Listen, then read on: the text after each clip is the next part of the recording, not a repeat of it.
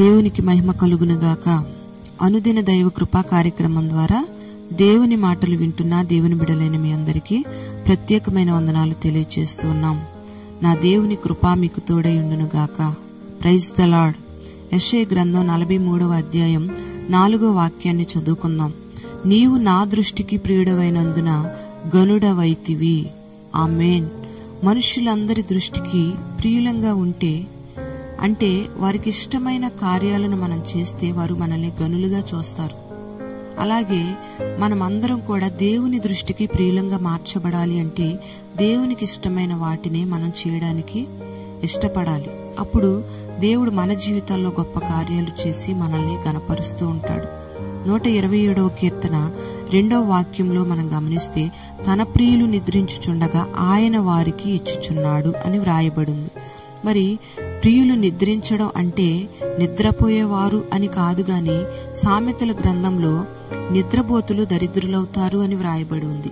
మరి నిద్రించుచుండగా అని వ్రాయబడింది ఏంటి అంటే ప్రశాంతమైన మనస్సుతో ప్రశాంతమైన జీవితం చేసేవారు అని అర్థం. వ్యర్థమైన కలవరాల వల్ల వ్యర్థమైన ప్రయాసల వల్ల మనిషికి నిద్ర పట్టడం లేదు, అంటే ప్రశాంతత ఉండట్లేదు. అందుకే నిద్రించే ప్రియులకు ఆయన ఇస్తాను అని అంటున్నాడు. ఎవరైతే యేసయ్యను స్వరక్షకునిగా అంగీకరించి బాప్తిస్మం పొందుతారో వారు నీతిమంతులుగా మార్చబడి దేవునికి ప్రియులుగా మార్చబడతారు. యేసయ్య బాప్తిస్మం పొందినప్పుడు కూడా ఈయన నా ప్రియ కుమారుడు, ఈయన యందు నేను ఆనందించుచున్నాను అని ఆకాశం తెరవబడి దేవుని స్వరం వినబడడం జరిగింది. మరి ఆయనకు ప్రియులుగా మార్చబడిన వారి జీవితాలలో దేవుడు ఎన్నో అద్భుతమైన కార్యాలను చేస్తూ వచ్చాడు. దానియేలును మనం గమనిస్తే దానియేలు తన ప్రవర్తన అంతటి విషయంలో దేవునికి ఎంతో ప్రియునిగా మార్చబడ్డాడు. అందుకే పరాయి దేశంలో ఉండి కూడా దానియేలు గనుడుగా మార్చబడుతూ వచ్చాడు. భయంకరమైన సింహాలు కూడా దానియేలును చంపలేకపోయాయి. సింహాల నోటి నుండి దానియేలు తప్పించబడ్డాడు. దీని అంతటికి కారణం ఏంటంటే దానియేలులో ఉన్న ప్రార్థనా జీవితమే. Praise the lord. దానియేలులో నా ప్రార్థనా జీవితమే దేవునికి ప్రియునిగా మార్చింది. మనం కూడా దానియేలులో ఉన్న ఆ ప్రార్థనా జీవితాన్ని కలిగి ఉంటే దేవునికి మనం ప్రియులంగా మార్చబడతాం. అంతేకాదు శత్రువుల మధ్యలో సమస్యల మధ్యలో కూడా మనం కాపాడబడుతూ ఉంటాం. రెండవదిగా మనం గమనిస్తే దైవజనుడైన పేతురు సంకెళ్లతో బంధింపబడి 2 సైనికుల మధ్య నిద్రిస్తూ ఉన్నాడు అని వ్రాయబడింది. కావలి వారేమో చెరసాలను కాచుకుంటూ ఉన్నారు అని అపోస్తల కార్యాలు 12వ అధ్యాయం 6వ వాక్యంలో రాయబడింది. సంఘాన్ని కాచుకుంటున్న ఒక సేవకుడు చెరసాల సంఖ్యల మధ్యలో ఉండి ఎలా నిద్రపోగలిగాడు అని మనం ఆలోచన చేస్తే తన సమస్యను సంఖ్యల నుండి విడిపించగలిగిన దేవునికి అప్పగించి ప్రశాంతంగా నిద్రపోతూ వచ్చాడు. దేవుని దూత వచ్చి ఆ పేతురును ఆ సంఖ్యల నుండి చెరసాల నుండి విడిపిస్తూ వచ్చింది. మరి ఇదంతా ఎలా సాధ్యమైంది అంటే పేతురు ప్రతి సమస్యను కూడా దేవునికి అప్పగించి దేవుని మీద ఆధారపడుతూ ఉంటాడు. అందుకే పేతురు దేవునికి ప్రియునిగా మార్చబడ్డాడు. అందుకే పేతురు ద్వారా సంఘానికి ఒక గొప్ప ఆశ్చర్యం, ఒక గొప్ప ఆనందం కలుగుతూ వచ్చింది. మరి మన జీవితాల్లో కూడా చెరసాల సంఖ్యల లాంటి సమస్యలు ఎదురవుతూ ఉంటాయి.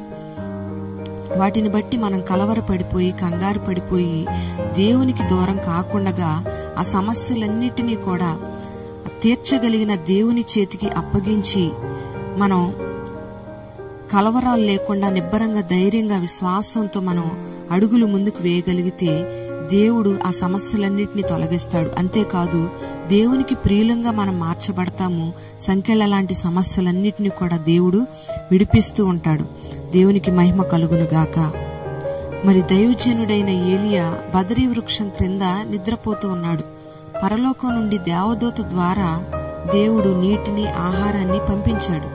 చూడండి, ఏలియా పరలోకం నుండి వచ్చిన ఆహారం చేత తృప్తిపరచబడుతూ వచ్చాడు. మరణాన్ని చూడకుండా పరలోకానికి ఎత్తబడ్డాడు.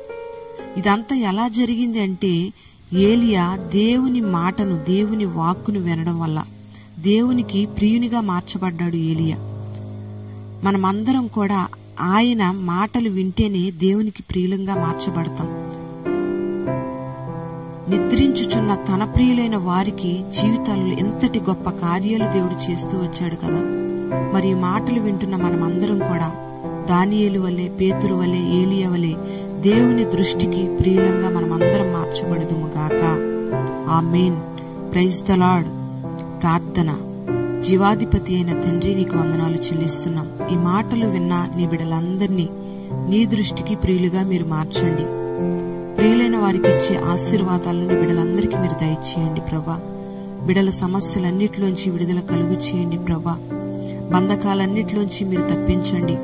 పేరు పేరున బిడ్డలను మీరు ఆశీర్వదించండి. ఈ దినమంతా నీ కృపను, నీ సన్నిధిని బిడ్డలకు తోడుగా ఉంచండి. ప్రతి పనిని మీరు ఆశీర్వాదకరంగా జరిగించండి. ఆరోగ్యము, నెమ్మది, క్షేమాన్ని మీరు కలుగు చేసి మహిమ, ఘనత, ప్రభావాలు మీరు మాత్రమే పొందుకొనమని నజరేయుడైన యేసు నామంలో అడుగుచున్నాము తండ్రి. ఆమేన్.